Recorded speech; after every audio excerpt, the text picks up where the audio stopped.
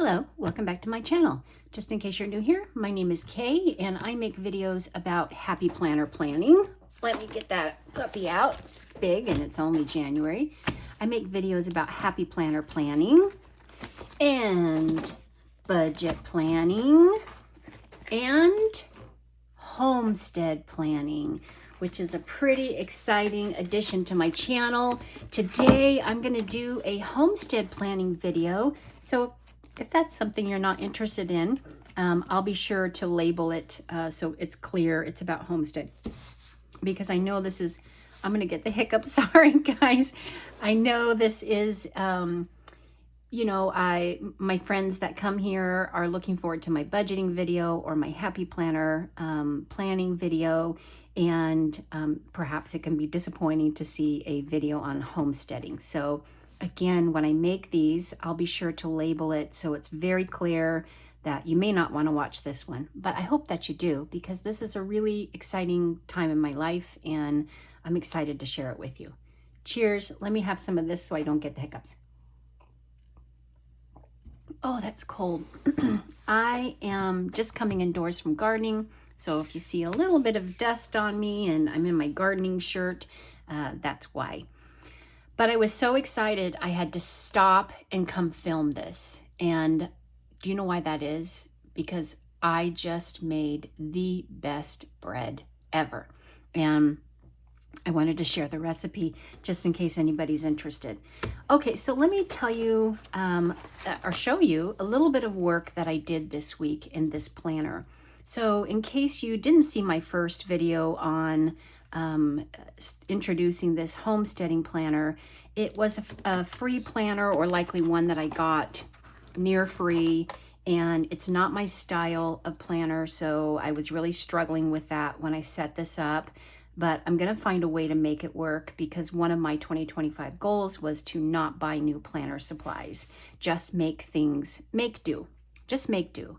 I'm moving towards a simple and sustainable life.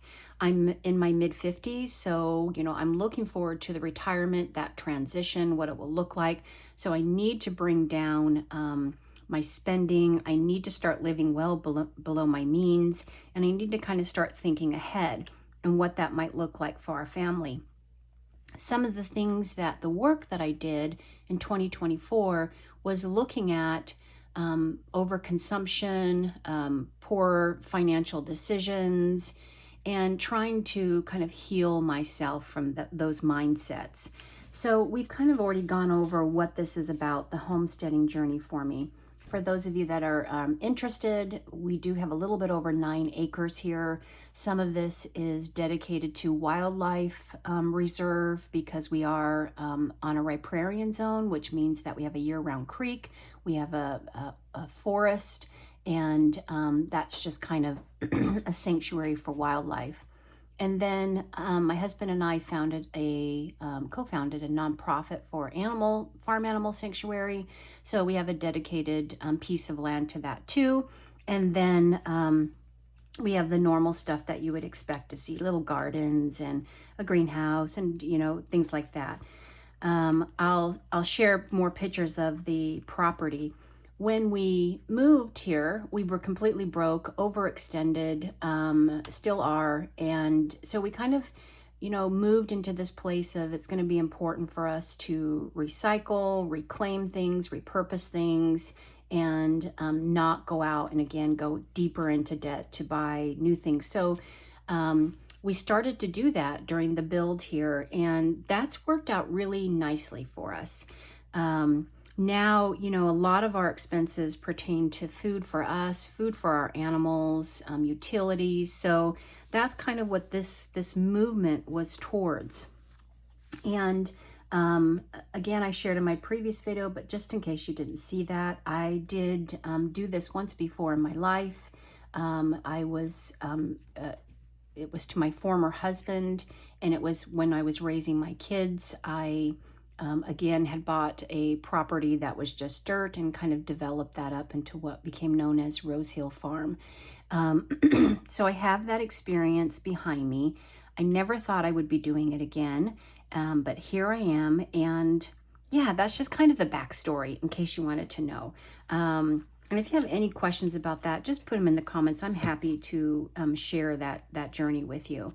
What I was looking at this week, let me turn to this page, is part of just the block that I've had is I have a very successful, stressful, demanding corporate job. And that corporate job has allowed us to do the things that you see in my budgeting videos and, just our build here on this property. I know I'm not going to be able to leave that corporate job anytime soon. So I think, it was easy for me on Rose Hill Farm because a homesteader and a farmer was all I was, mother, wife. I was really dedicated to that life, and I think I never thought it would be for me again because I just know I'm going to be stuck in this rat race until I retire. And so it's been a real mind trap for me to kind of get stuck there. And so, what I was looking at is how can I be this thing, but also start bridging over and moving towards something that my heart is called towards. So I identified 6 things, and how can I do this? How can I prepare? How can I move across this bridge and prepare for this life on the other side? And the first thing I came up with is simplifying my finances. And you're seeing that, you've been seeing that if you've been watching my videos and following my journey all throughout 2024, where I have been doing this. Budgeting with purpose, downsizing expenses, paying down my debt. I have been doing that. So that's a great first step for me. Number 2, cultivate a slow living mindset. I think if you've, again, journeyed with me, you've seen that evolution where I'm just pulled back to that. And, I can do that by practicing gratitude, focusing on the positive. What about my corporate, job are positive, and be present with my loved ones. You've seen some of that. And start to simplify my commitments. I really want to stop overcommitting myself to things and start committing more time here to the property. Number 3 was declutter. Get rid of unwanted items. Now, I just came up with this week, but gosh, have I not been talking about this? How this is just such a intentional choice, something I want to do for 2025.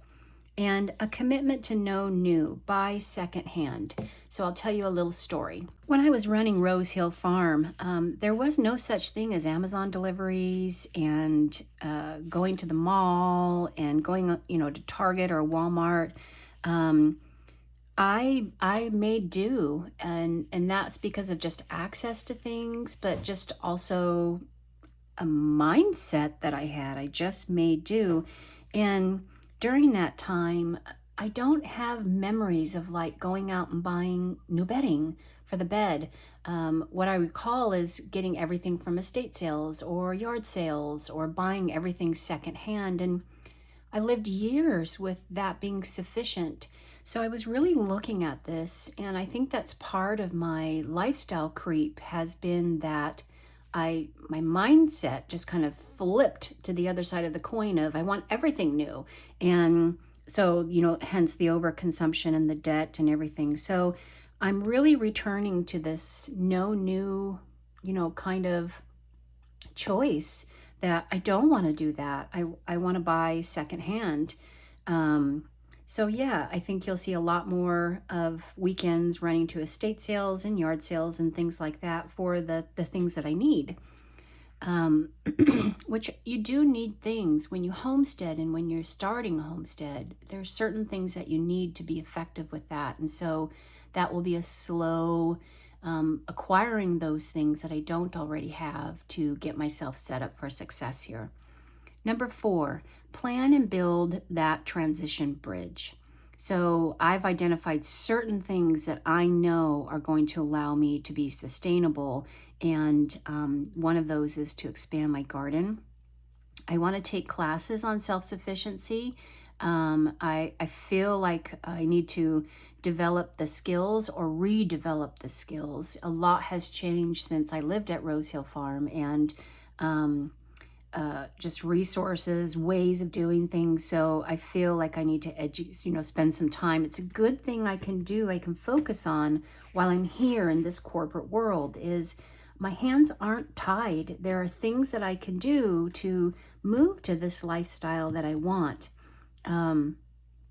Yeah, there are things that I can do. So often I see on YouTube the videos of, six-figure corporate woman leaves job for off-grid lifestyle. And one day that's going to be me, but now it's not. And that's the beauty of just documenting this, is you're going to watch that whole transition. It's just not going to be a video that I put out and said that I did this thing. Instead, you're going to see throughout 2025 me moving towards these things and how I'm planning for them. I am a planner. You guys know that. You watch my videos. I feel planning sets me up for success, and I thrive in that world. Number 5 is I need to start making a corporate shift. So work-life balance, I need to start prioritizing that. I need to hold my weekends sacred, and I need to do a better job at that. And start to align my work with my values, meaning when I leave home, I don't want to go to work and get like Grubhub for lunch and all these like the corporate lifestyle. I want to align my corporate world with my values. I want to bring as much of this into my professional life that I can. And then number 6 is plan. And for me, that's going to look like I need to establish some 1 month, 3 month, 12 month, and 24 month goals. I think in 24 months, I'll be at a really good place to better understand what my retirement arc is going to look like, and what I need to do to start focusing on that. I'm hoping in 24 months I can be close to out of debt, so that's why I included that goal. Document and celebrate progress. And well, that's what this planner is going to be about, documenting and celebrating my progress. Okay, corporate woman doesn't quite leave corporate job, but she's planning on it. That's where I'm at. Okay, so let's look at some other pages that I did in my planner this week. I set up these sections. Last time you saw, I needed to order a new set of these, which I did order, and I confessed that in my last video. And then I got all these tabs set up.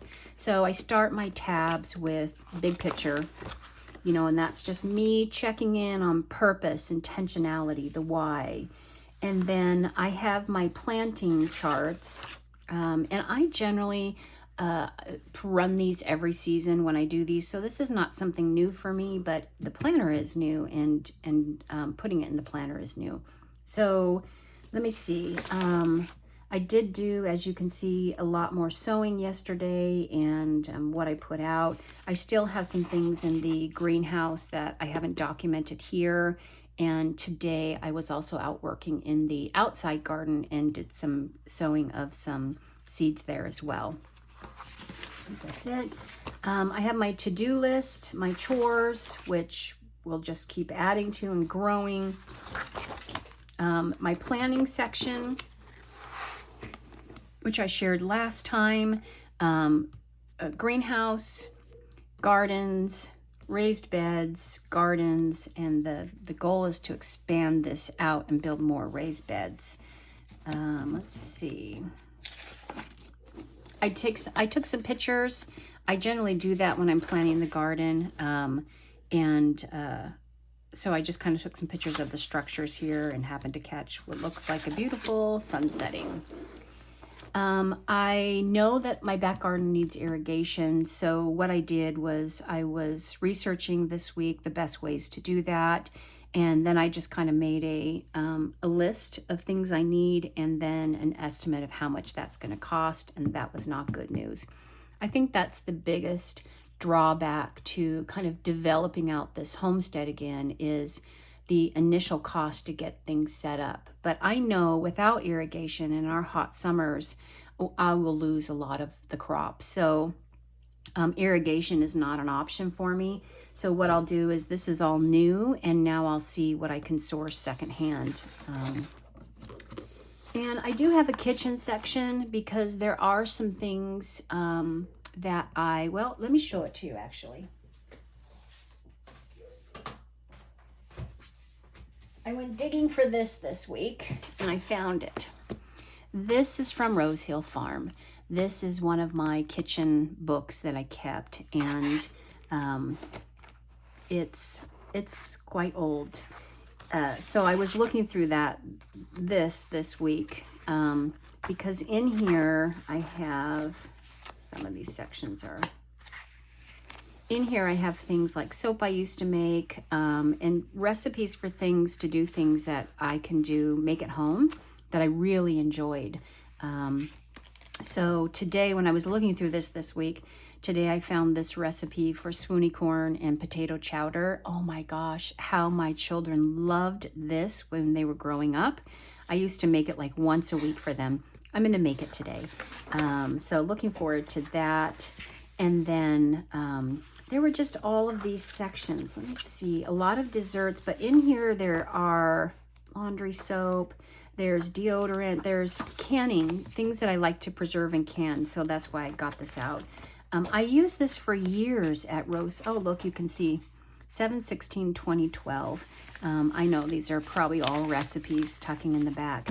But anyway, so I will have a kitchen section in this planner because I'll have some staples, some things, some particular preserving recipes that I like, and I'll keep them now here in the new planner. And then I just kind of ran through a checklist of what I know that I used at Rose Hill Farm that to preserve some of the crops, to make some of the homemade things that I'm thinking about making. Just a short list of the Homestead essentials. That would be a dehydrator, a canning pot, immersion blender, canning jars, canning lids, a blender, a food processor, a bread machine, and an Instapot. All of these things here, just to let you know, maybe this one, I don't know,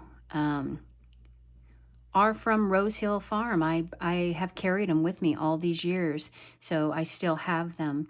The bread machine I bought secondhand, oh gosh, probably about 6 or so years ago, and an Instapot is something that I bought years ago as well.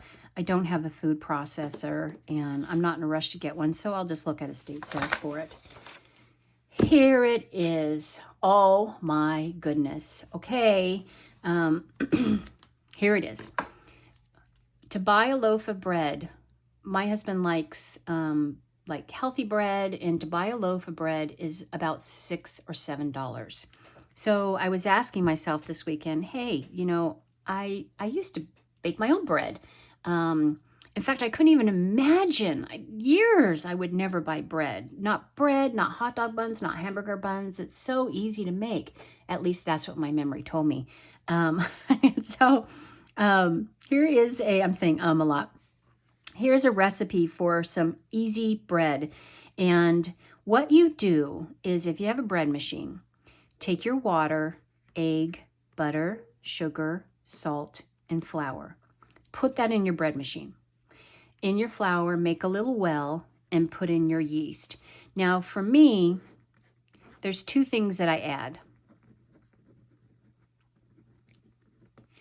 I add flax to make a real weedy bread for my husband, in which case I reduce the flour by 1/3 cup and add 1/3 cup of flax. And then sometimes I add raisins to make raisin bread. And those are two common versions of this bread for me. Now, so you make the well in the flour, you add your yeast, and then you prep your dough using your bread machine, okay? Use your bread machine to prep your dough. Once that's done, take the dough out. It will be a little bit sticky, don't worry about that. And put it in a bread pan. Now, I made a note to put toppings because sometimes I like to put, depending upon the bread that I'm making, today I made a flax bread for hubby and I put some oatmeal on top of it. And then put it in a cold oven, set to 350 for 30 minutes. As your oven's heating, that will give time for your bread to rise, and then it will be done in 30 minutes. Okay, so here's the truth to this recipe. I made it this morning, And I'll put some pictures. I will, at the end of each one of my homestead planning videos, put pictures so you can see what things look like. I put the bread in the oven. I did this last step, and then I went outside to do some gardening, and unfortunately I didn't hear my timer go off. So I burnt the bread, but just the top. So I just cut off the burnt part, and this bread was beautiful. The texture was chewy. I mean, it was probably the best bread I've ever made. And you can see it didn't take, just throw it in my bread machine, which again, I bought secondhand. I don't remember how much I paid for it, but I think it was like 10 bucks. Let the bread machine do all the kneading and the work for you, and then put it in the oven. Best bread ever. I'll put some pictures at the end. I'll even put a picture of the burnt bread so you can see how it was burnt. But beautiful. Take a picture of this. Make this bread. I can't recommend it enough. Budget, we didn't have any expenses this week outside of, we went back to that estate sale and I spent $28 more. And I got some water barrels for water reclamation. I got pots. I got all kinds of gardening stuff, and they were just selling things at bottom dollar. The 2 water barrels that we picked up, you know, the big water reclamation barrels, they were $2.50 a piece, which is incredible. If you can find them for 15 bucks, that's pretty dang cheap, and you get excited. So $2.50 was a thrill. Outside of that, no new expenses. Did some watering. I'm still not quite sure how I'll document these monthly pages. The weekly is the section that I continue to struggle with, and that's just because this format is so foreign to me. But what I will do on the weekly is, document how I'm working in the garden and what's taking place in the garden. You've seen these pictures last week. This week, just some more watering, some more pictures. I started to save eggshells and coffee for some free soil amendments. Some pictures from the greenhouse. My bok choy and my arugula are both up within the course of, I don't know, about a week, and they're super duper leggy, so too much going on there. I'll have to thin that out. This is my first row of seedlings. This is at night with the light on. I now have 3 more rows of these with the planting that I did this weekend. And then this is a note that I made to myself. I was just thinking and just doodling. So it's just a doodle.